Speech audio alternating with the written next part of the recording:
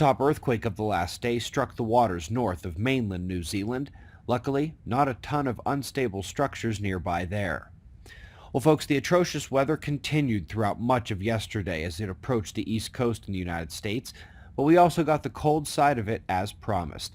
We are seeing cold records, snow records, falling by the dozens in the wake of that system.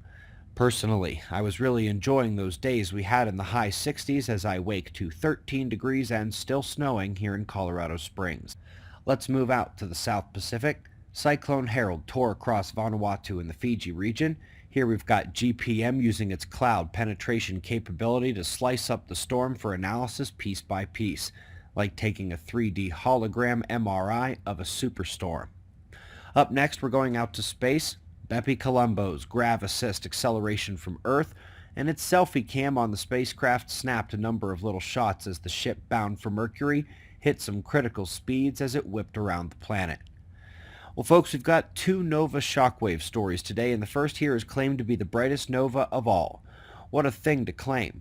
They say they spotted it around 3.5 billion light years away, which immediately told me about how much data versus speculation was going to be in play. Hubble Wide View on the right, Host Galaxy zoomed slightly in the center, and on the left are the 50 or so pixels used to make the claim of the King Nova. What's better is that they also claim to know it was the exploding star hitting the shell that the star had released earlier. Don't mind the mechanism there, but how could you tell that from this? How could you claim it's the brightest nova?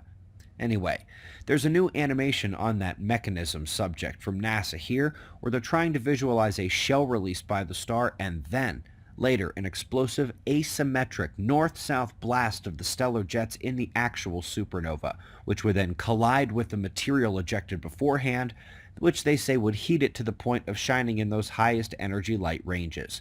Well, folks, we just put out a video last week on how jet light is acceleration, not collision, and how that holds true for galaxies, new stars, and dying stars.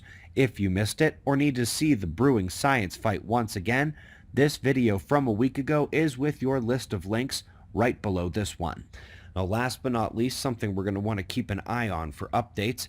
Turns out the modeling shows outer core, heavy iron, floating up into the mantle with its convection, which would further the concept that the mantle is playing a role in the creation of Earth's magnetic field. And that would be a big deal because we know that geomagnetic induction already reaches the mantle, and that's with normal space weather. The strongest blasts of all would indeed have an even easier access to the field generation region and potential to inflict geomagnetic jerk activity. By the way, the Cosmic Disaster playlist below the video on our channel page and on our website fully describe what happens about once every 12,000 years.